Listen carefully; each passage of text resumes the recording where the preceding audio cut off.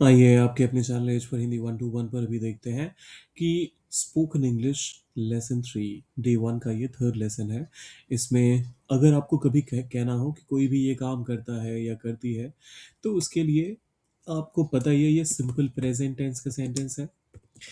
और इसका इस्तेमाल आप तब करते हैं जब रिपीटेड टाइम पर कोई भी एक्शन लगातार रिपीट होता हुआ आ रहा हो।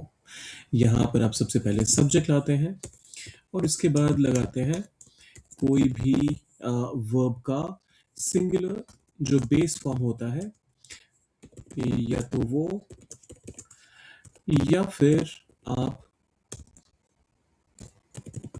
या फिर आप जो सिंगुलर फॉर्म होता है वो, और फिर जो भी ऑब्जेक्ट रहता है उसका आप इस्तेमाल करते हैं। अब यहाँ पर ध्यान देने वाली चीज़ ये है कि अगर आपका सब्जेक्ट प्लूरल है तो आपका वर्ब भी प्लूरल रहेगा, और अगर आपका सब्जेक्ट सिंगुलर है तो आपका वर्ब भी सिंगुलर ही रहेगा। ये सबसे बड़ा इसका रूल है सब्जेक्ट वर्ब अग्रीमेंट का। ये बेसिक कहने के लिए तो बेसिक रूल है, लेकिन आपको ये सबसे ज़्यादा इंपॉर्टेंट रूल्स में से इसलिए माना जाता है क्योंकि अगर आप इसमें गड़बड़ करते हैं तो लोग ऐसा मानेंगे कि यार ये तो कुछ बात नहीं बनी फिर। तो इसका खास ध्यान रखिएगा। सिंगुलर सब्जेक्ट्स क्या क्या हो सकते हैं?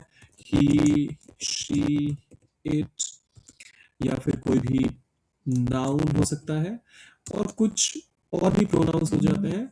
एवरीवन जैसे हो गया आपका समवन। एक सेकंड, पहले इसको थोड़ा सा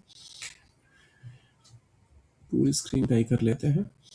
ओके, एवरीवन हो गया, समवन हो गया। तो जब कभी भी ऐसे आपके पास प्रोनाउंस भी आएंगे तो उनके साथ भी आप सिंगुलर वर्ब ही इस्तेमाल कीजिएगा। एग्जाम्पल्स देख लेते हैं आप। अब पहला एग्जाम्पल कहता है वो अंग्रेजी पढ़ाती है। मतलब ऐसा नहीं है कि आज पढ़ा रही है, वो उसका रोज का ही काम होगा।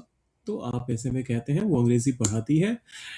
तो हम यहाँ पर कहेंगे शी। पढ़ाने को इंग्लिश में कहते हैं टीच, लेकिन शी के साथ टीच कहेंगे तो वो गलत हो जाएगा। अगर वर्ब आपका सिंगुलर है तो, सॉरी, सब्जेक्ट अगर सिंगुलर है तो वर्ब भी सिंगुलर होगा।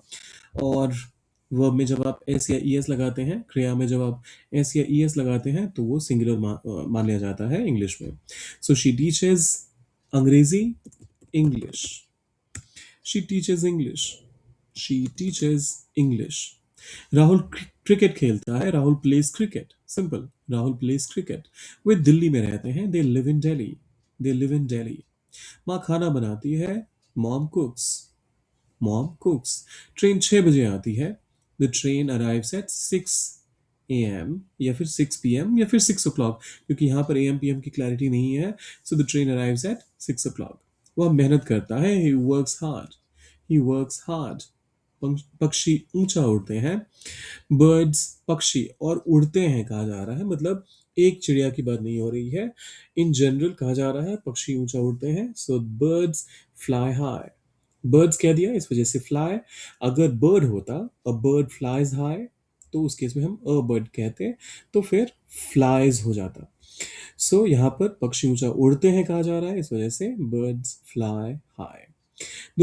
दुकान 9 बजे खुलती है, तो इसका ट्रांसलेशन क्या होगा इंग्लिश में, आप वो डालिए कमेंट सेक्शन में।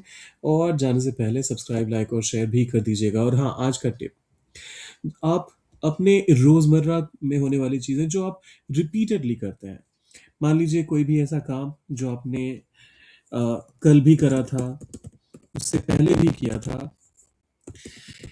और आप आज भी कर रहे हैं, और लगता है आपको कि ये रिपीटेडली आप कल भी करने वाले हैं। जैसे मान लीजिए आप कहते हैं आप सुबह 7 बजे सोकर जागते हैं, तो ये कोई ऐसा एक्शन नहीं है कि आज 7 बजे जगे हैं, आप रोज की ही बात करते हैं। तो ऐसे में आप सिंपल प्रेजेंट का इस्तेमाल करेंगे।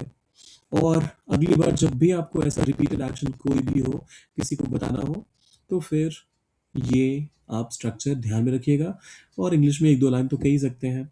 My name is Jyoti Prakash, I wake up at 9 o'clock. I brush my teeth every day. Sun rises in the east.